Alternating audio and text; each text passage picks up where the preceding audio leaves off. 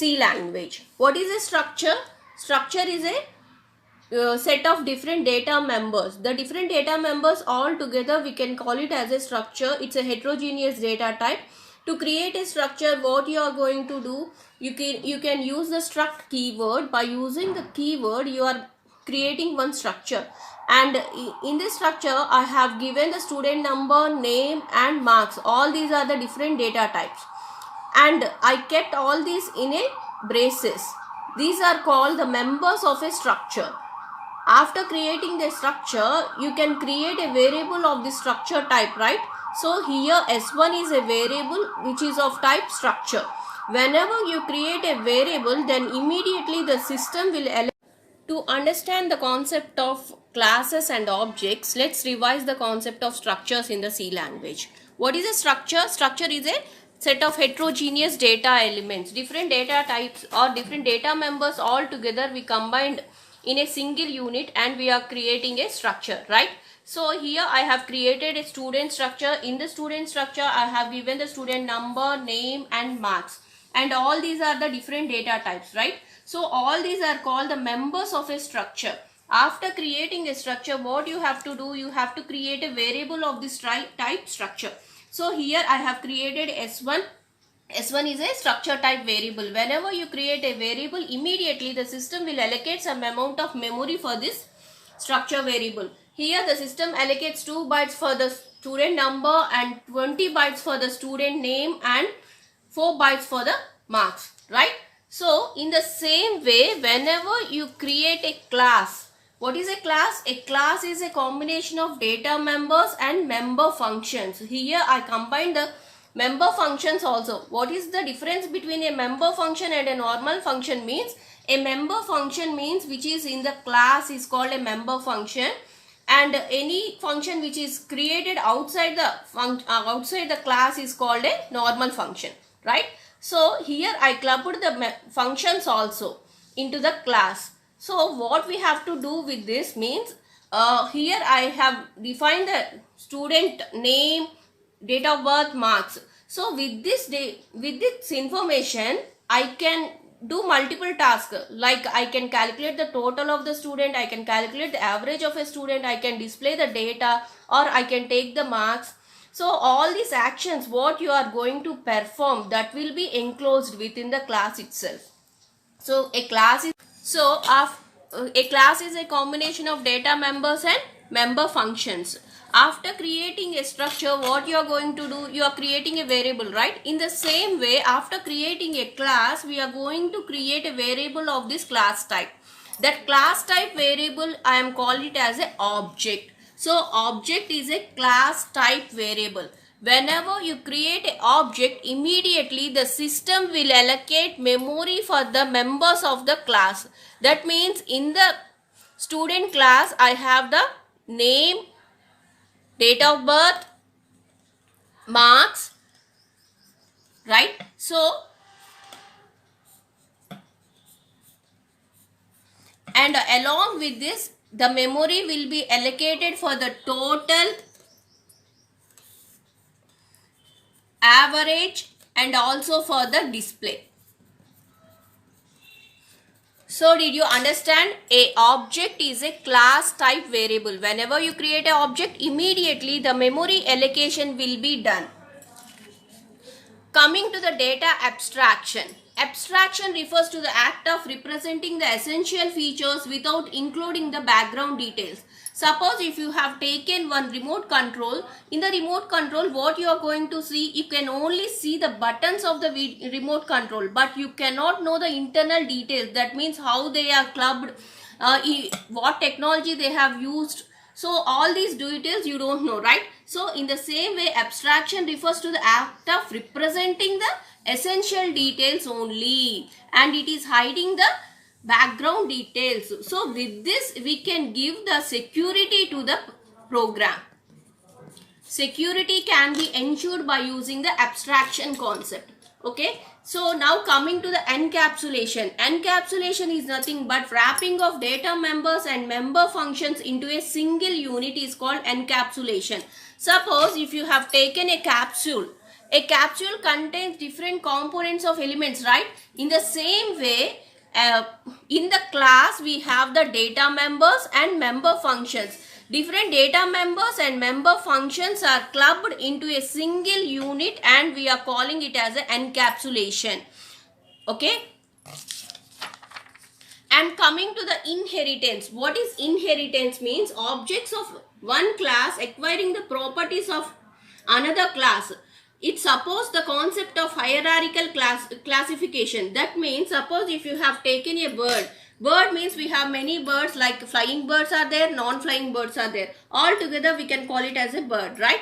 So the features of one bird, the features of the bird and the attributes, feathers, eggs, all these are acquired by the child class. Suppose if you have taken the parent class or your father, so the father details or the father properties will be acquired by the child, right?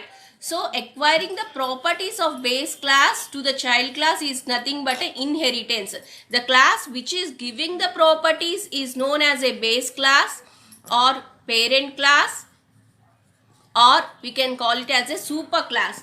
The class which is getting the properties is called a child class or subclass, or we can say it's a derived class. Okay.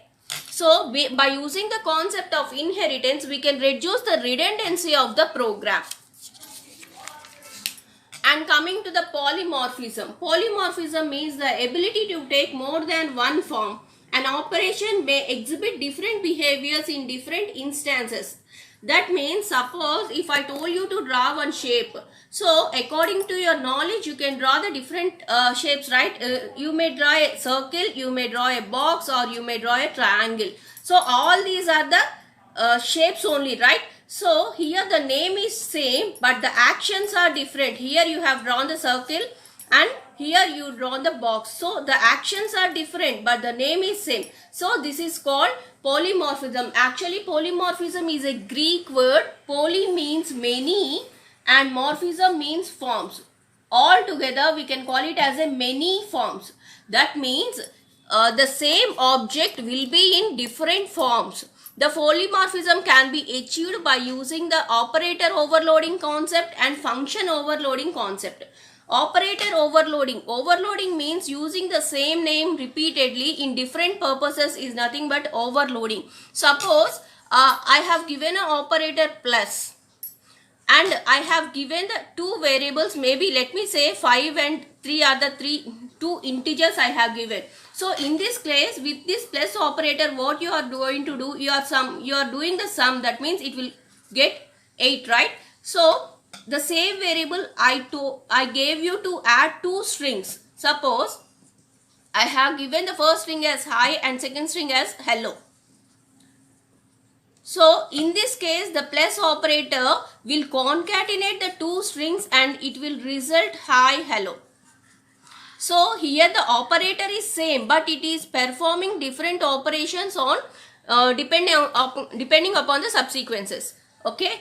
And coming to the function overloading. Function overloading means the function name is same but the actions are different. Suppose in this shape I told you to find the area of the shape. I told you to find the area in. So in all the objects we have the same function name, that is area, but the area of the circle is different from area of the box, right? And in the same way the area of triangle is different from area of the circle. So here the name is same but the actions are different. That is nothing but function overloading. Coming to the dynamic binding. Dynamic binding means linking of a procedure call to the procedure. Definition is called dynamic binding. Suppose I have different functions like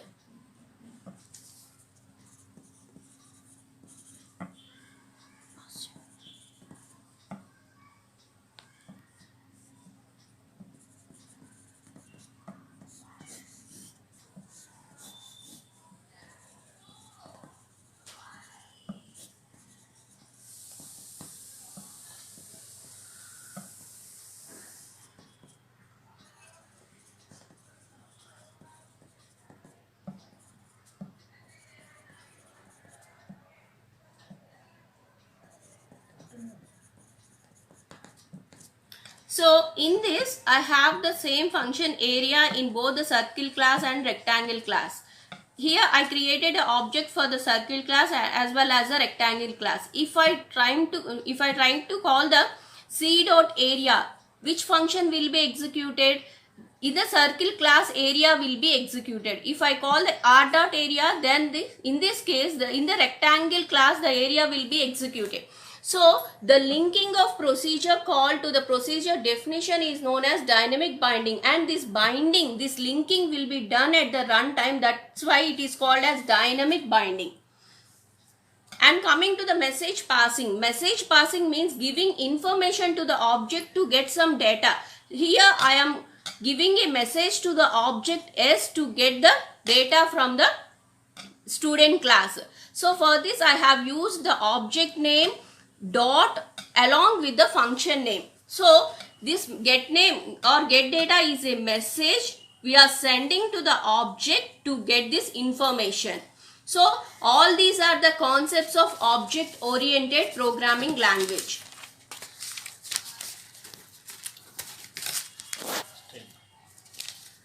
Coming to the benefits of object oriented programming language, by using the concept of inheritance, we can eliminate the redundancy of the code and we can extend the use of existing classes. So the code repetition will be reduced by using the concept of inheritance. And by using the concept of abstraction, we can hide the internal details and we can only give the information what the user wants. And the principle of data hiding helps the programmer to build a secured programs that cannot be invaded by the code in other parts of the program. And it is easy to partition the work of the project based on the objects. And object-oriented programming can be easily updated from the small to large scale industries also. So all these are the benefits of object-oriented programming language. And coming to the applications of object-oriented programming language, these object-oriented programming concepts are used in the real-time systems and it is used to create the databases, to create artificial intelligence and export systems, neural networks and parallel programming, and also in the CIM, CAD and CAM systems also.